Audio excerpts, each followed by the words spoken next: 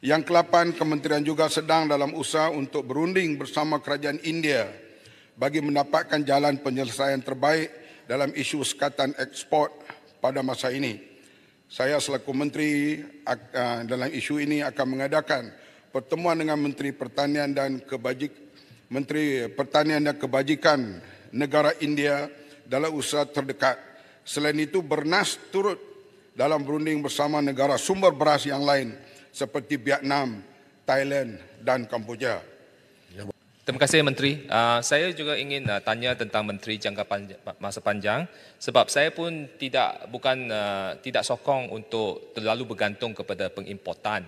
Tetapi pengimportan sekarang dia bergantung kepada satu syarikat saja iaitu Bernas. Adakah kerajaan bercadang untuk membuka dari segi import itu buka sedikitlah untuk syarikat lain untuk bersaing? Mungkin 20% ke 30% untuk syarikat lain bersaing supaya kita ada kestabilan. Kerana nampaknya kali ini Bernas dia macam gagal lah dari segi menjalankan tugas mereka untuk mengimport secukupnya untuk beras masuk ke Malaysia. Terima kasih. Terima kasih, itu satu pandangan yang Bernas telah dilanjutkan konsesi mereka selama 10 tahun lagi di bawah Perdana Menteri sebelum ini, iaitu Tan Sri Mahyudin Yassin. Oleh itu, sebarang nak buat rombakan mestilah melalui melihat pada perjanjian-perjanjian itu dan kita boleh berbincang dengan Perdana Menteri dan Menteri Ekonomi dan sebagainya kalau nak buat perubahan itu. Sebab perjanjian itu selama 10 tahun antara kerajaan dengan pihak Bernas.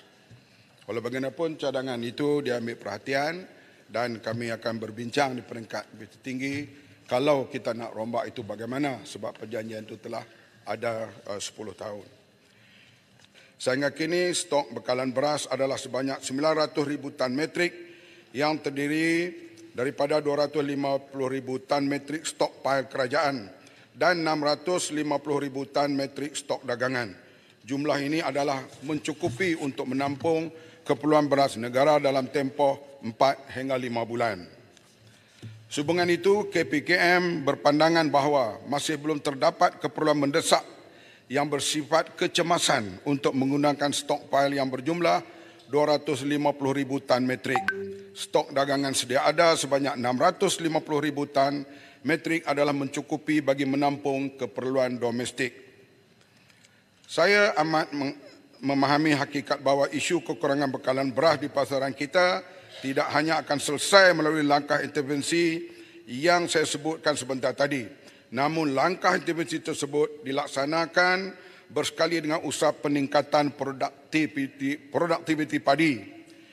Sekiranya pengeluaran padi bertambah, insya-Allah kekurangan bekalan beras akan dapat diselesaikan dan import dapat dikurangkan. Ini usaha gigih yang sedang kita buat. Dalam pembahasan selama 3 hari, isu berkenaan peningkatan pengeluaran padi negara telah dibangkitkan oleh Tenti Wangsa, Macang, Sek, Miri, Serian, Seputih, Kota Belud, Merbuk, Bagan Serai, Batang Lupa, Raub Kuantan dan Kota Merudu. Untuk makluman ahli yang berhormat, KPKM sedang giat melaksanakan inisiatif bagi meningkatkan pengeluaran hasil padi negara supaya mencapai sasaran 80% menjelang 2030 dan saya yakin ianya boleh dicapai. Antara inisiatif yang dimasukkan seperti berikut. Yang pertama, pelaksanaan smart sawah berskala besar sedang berjalan sekarang. 150,000 hektar sawah padi dengan purata pengeluaran hasil padi 7 tan metrik per hektar. Mesti target kita 7 metrik tan ke atas. Smart SBB padi wangi juga sedang dilaksanakan. Sejak dilancarkan 2021, sebanyak 27 di kerajaan sebelum inilah. Sebanyak 27 buah syarikat peneraju yang terdiri daripada syarikat berkaitan kerajaan, koperasi pesawah dan para pemain utama industri sedang bekerjasama dengan hampir 5,000 orang pesawah melaksanakan program ini melebihi kawasan seluas 11,000 hektar. Program ini juga telah menyaksikan pelbagai kemajuan yang menggalakkan seperti kadar pemutuan padi serendah 9% dan kadar peningkatan hasil padi mencecah 150% pada musim pertama. Terkini program ini telah dinaikkan, memperkenalkan model baru yang dikenali sebagai program Smart SBB Mini Skincan.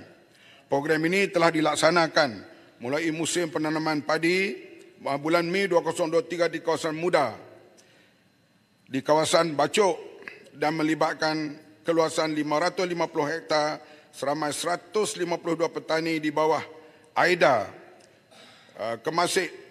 Kemasin Semarak, dan di kawasan Jertih di bawah seliaan AIDA Terengganu. Dan kita lihat di